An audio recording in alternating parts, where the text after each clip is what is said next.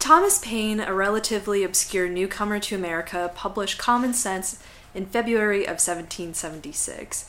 A fanatic devoted to the cause of reason, Paine in his pamphlet Common Sense expounds the absurdity of hereditary monarchy, indicts the oligarchic and corrupt nature of Parliament.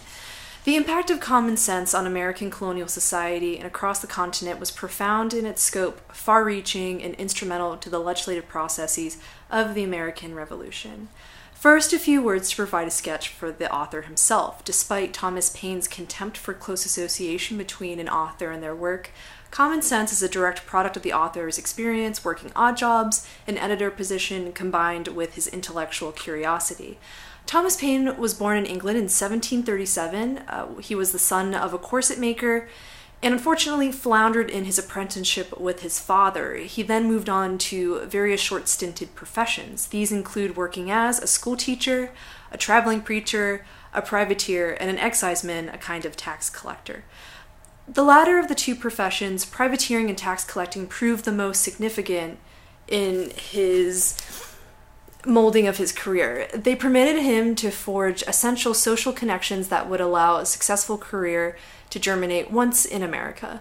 Paine's lucrative tenure as a privateer was a boon for the typically cash-strapped author because it allowed him to attend lecture series of scientists such as James Ferguson, Benjamin Martin, Benjamin Franklin, and playwright Oliver Goldsmith. All men were luminaries of the time, but Benjamin Franklin proved the most vital and endorsed him with a letter of introduction. Thomas Paine's attendance at such lectures complemented his energetic participation at the Headstrong Club, which gave him the opportunity to debate current events, political issues, and to hone his skills as a rhetorician. The initial praxis or application of these skills that he acquired at the Headstrong Club came to fruition with his pamphlet, The Case of Officers' Excise. The objective of this work was to ameliorate the working conditions for the majority of tax collectors. Given the nature of the profession, officials were often rebuked, harangued, and otherwise harassed within the public sphere. Additionally, low wages enticed tax officials to accept bribes to supplement their meager pay. Although an abject failure, the pamphlet provided Paine with his first taste of authorship.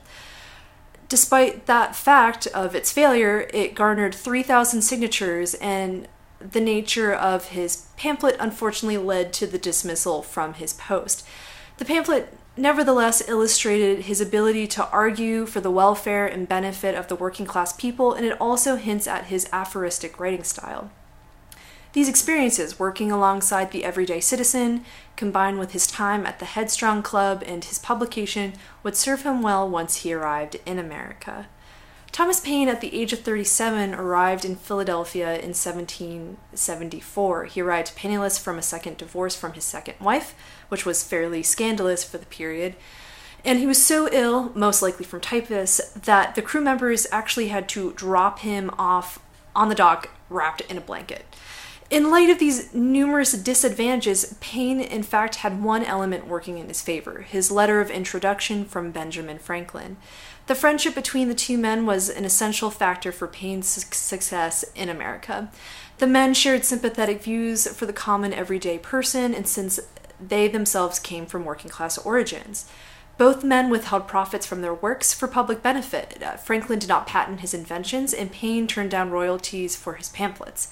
At this point in Philadelphia, elites in the city, roughly 10% of the population, held 50% of the city's wealth. Therefore, the act of waiving patents and royalties so the average person could benefit from their works is even more significant in this context. Paine viewed himself, quote, as a farmer of thoughts, commenting, "All of the crops I give away." Anecdotally, Paine was so cash poor that his friends had to crowdfund new clothes so he could attend the Continental Congress in 1774 with proper attire. This underscores the fact that most illustrious men of the period were not the most wealthy ones. Franklin and Paine were so close that he took on the role of his, quote, adopted political son. Franklin lost one son, Francis, to smallpox, and his surviving son, William, to the Tory cause of the Revolution. Of course, the two did have some marked differences. Even though the two were exceptionally passionate men and shared several similarities, Paine often lacked the tact restraint, and at times guile that Franklin was renowned for. Thomas Paine was zealous in his beliefs and a firebrand whose fervor frequently placed him at odds with his contemporaries. Especially in this period, personal and emotional connections forged political and professional ones. Through Benjamin Franklin and socializing with the literati of Philadelphia at the debate club The Indian Queen and at the American Philosophical Society, Paine landed the position of editor at Pennsylvania Magazine. This position allowed him to consume a vast swath of reading materials, books, magazines, pamphlets, and almanacs. He accrued information locally, throughout the colonies, and internationally for his readership. This informed him tremendously for common sense. Another notable facet of his position is self-censorship. Robert Aiken, the printer of the magazine, refused for contributors to state outward or polarized views. Therefore, Paine and the other contributors employed analogy, innuendo, and allegory to address political issues without offending their readers. This made the magazine exceptionally popular.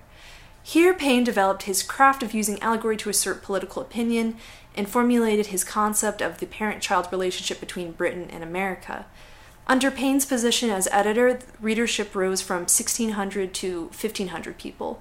The eclectic range of articles, varying from topics in science, mathematics, history, and, of course, subtle political commentary, attracted the widest readership of any American magazine at its time.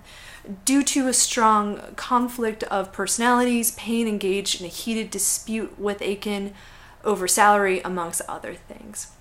Regardless of the increasing tumult with Aiken, Paine experienced a period of exceptional productivity. He finally found a professional stride publishing with the Pennsylvania Journal and the Pennsylvania Ledger, which published more controversial pieces in addition to the magazine.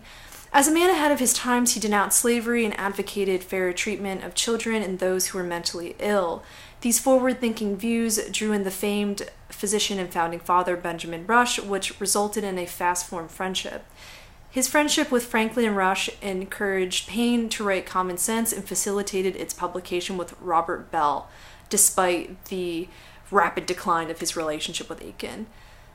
Although there's a dearth of documentation tracing the authorship of Common Sense, several things are clear about the work itself: its articulation of the sentiments of colonists, its lucid language, its synthesis of contemporary views, and its impact on the Revolution itself. The content of the work is gleaned from his exposure to various media as an editor, conversations with compatriots, and understanding the sentiments of the everyday colonist. As Craig Nelson phrases it, the arguments of Common Sense were scandalous, while the style itself was, quote, spicy and pugnacious. Common Sense extols the power of the people and decries the absurdities of hereditary monarchy and critiques the equally corrupt nature of Parliament and the unfairness of the Constitution. Paine states, "There is something exceedingly ridiculous in the composition of monarchy." He challenges its utility, asserting that the seclusion of court life, quote, shuts him from the world, which renders him out of touch and removed from his subjects and his dominion, quote, yet the business of a king requires him to know it thoroughly. He also comments on the hereditary nature of kingship. Referring to England's historical record, he cites 8 civil wars and 19 rebellions have taken place under the leadership of hereditary kings. He argues that it is not as stable of a political system as colonists would like to believe. Under such a system, Paine indicates that the competency and nature of a ruler can mercurially vacillate between an ass and a lion. Not forgetting to attack the peerage, he criticizes the limited restraint that the peers could exercise against the king. In Paine's opinion, they are guilty for handing over power and for being foolish enough to put the crown in possession of the key of the kingdom. Next, he charges the English Constitution as a document that functions solely as a, quote, giver of places and pensions, end quote, because it failed to serve the interests of the common people in any way. More importantly, he calls for the separation of America from England. "'Tis time to part."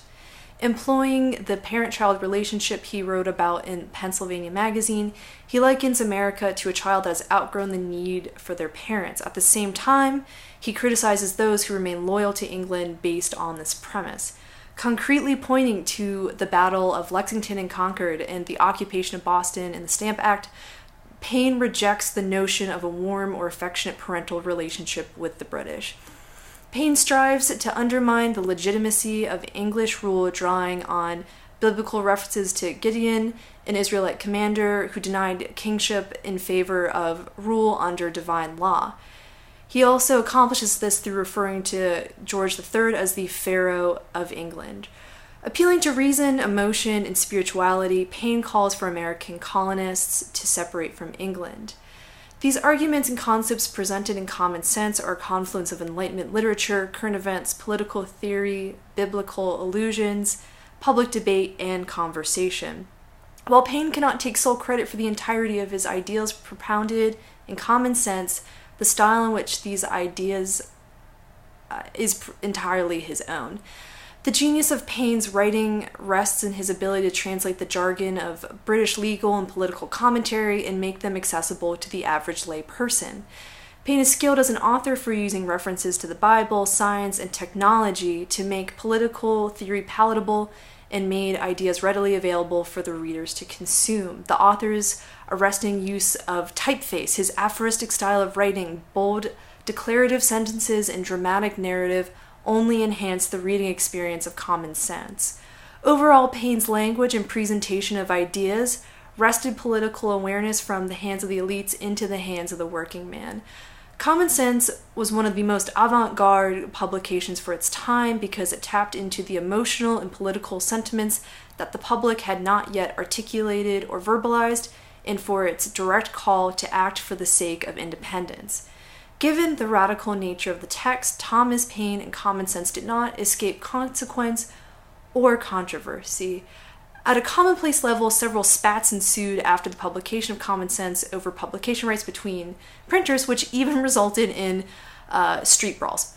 On a greater scale, the impact of Common Sense was tremendous. Common Sense sold 150,000 to 250,000 copies, an exceptionally high number given the population of America only numbered about 3 million people. The work was widely read and distributed throughout the colonies and even internationally. It prompted George Washington to write in a letter, "I find Common Sense is working a powerful change there in the minds of many men.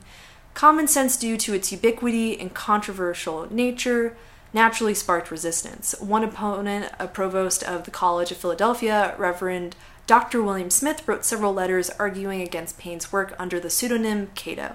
As for other opponents, John Adams served as the most outspoken critic of Paine's theories. Although the two were friends, Adams vehemently rejected Paine's democratic views in a single-house system, fearing it would devolve into mob rule and demagoguery. Once more, as a result of their conflicting personalities, their relationship deteriorated rapidly after the war. Embittered, Adams called Paine the satyr of the age, a mongrel between pig and puppy begotten by a wild boar on a butch wolf. Again, this shows the intensely personal, emotive, and passionate nature of political associations in this period. Regardless of Adams and Paine's relationship, Common Sense was essential to the Founding Fathers. Paine provides suggestions for Congress and sketches a potential blueprint for the government. Common Sense also imbued the framers with the confidence to place the power of the people into the absolute sovereignty and validity of the law. The pamphlet played a direct role in the authorship of the Articles of Confederation and the Declaration of Independence. In short, Thomas Paine's contributions as an individual and as an author were essential to the success of the American Revolution. Like his contemporaries, he was flawed, explosively passionate, and highly individualistic, but committed to the cause of independence. It follows that Americans then and today are deeply indebted to Thomas Paine. It is to him that we owe a great deal of gratitude for giving a voice to the common people and the Founding Fathers, for he not only voiced their outrages and framed their struggle as a just one in the context of history, he also helped Americans find their conscience, in turn developing our own national consciousness today.